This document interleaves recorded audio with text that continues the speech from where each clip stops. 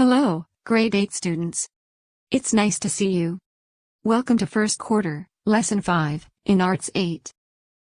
Our lesson for this week is about the external and internal influences in Southeast Asian art.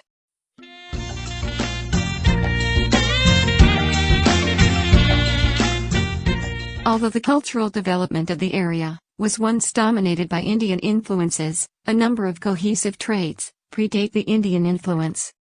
Wet rice or paddy agriculture, metallurgy, navigation, ancestor cults, and worship associated with mountains were both indigenous and widespread.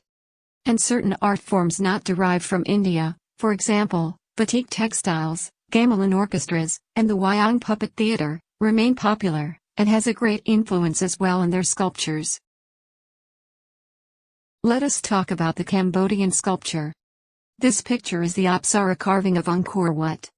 An Apsara, or also spelled as Apsaras, is a type of female spirit of the clouds and waters in Hindu and Buddhist culture.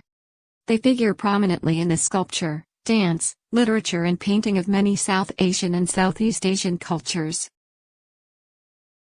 Earlier Khmer art were influenced by Indian influences of Hindu themes.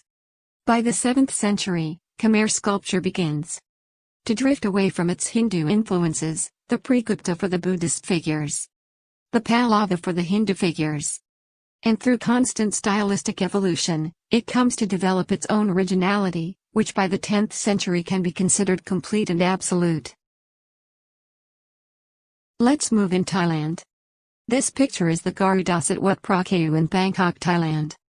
The Garuda is a legendary bird or bird-like creature in Hindu, Buddhist and Jain faith. He is variously the vehicle Mount Vahana of the Hindu god Vishnu, a Dharma protector, and a Stasania in Buddhism, and the Yaksha of the Jain Tirthankara Shandinatha. Traditional Thai art is primarily composed of Buddhist art and scenes from the Indian epics. Traditional Thai sculpture almost exclusively depicts images of the Buddha, being very similar with the other styles from Southeast Asia, such as Khmer. Thai art was influenced by indigenous civilizations of the Mon and Khmer.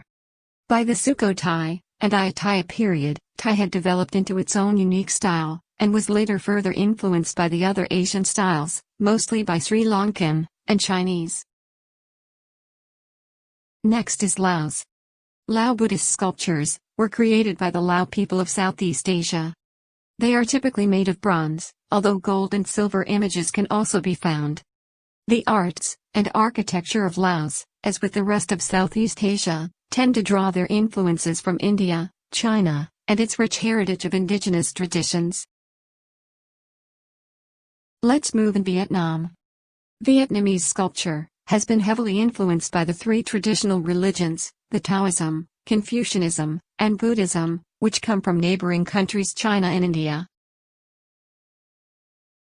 And examples of early Vietnamese sculpture can be found in common houses, temples, and pagodas.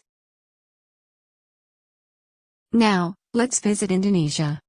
Indonesia has a particularly rich tradition of Hindu-Buddhist sculpture and architecture, and it was strongly influenced by India from the 1st century CE onward. Buddhist art in Indonesia reached its golden era under the Sailendra dynasty of the Srivijaya Empire, between the 8th and 13th centuries. Next country is Malaysia. The Chinese and Indian cultural influences made their mark when trade began with those countries, and increased with immigration to Malaysia. Other cultures that heavily influenced that of Malaysia include Persian, Arabic, and British. Now let's go to Singapore. This picture is the famous Merlion of Singapore. The Merlion is the national symbol of the city-state of Singapore. It is depicted as a mythical creature with a lion's head in the body of a fish. The Chinese culture has significantly influenced the country's art form. The Chinese immigrants to the city-state brought with them China's calligraphy, porcelain and sculptures. Singapore's art was mostly based on the Nanyang art influences. And the last is Brunei. The culture of Brunei is strongly influenced by the Malay cultures and the Islamic religion. The culture is also influenced by the demographic makeup of the country. And that is the external and internal influences in Southeast Asian art. And that is all for today. I hope you learned something new about our topic in Arts 8. We'll see you again on the next topic. Thank you and keep learning. Goodbye.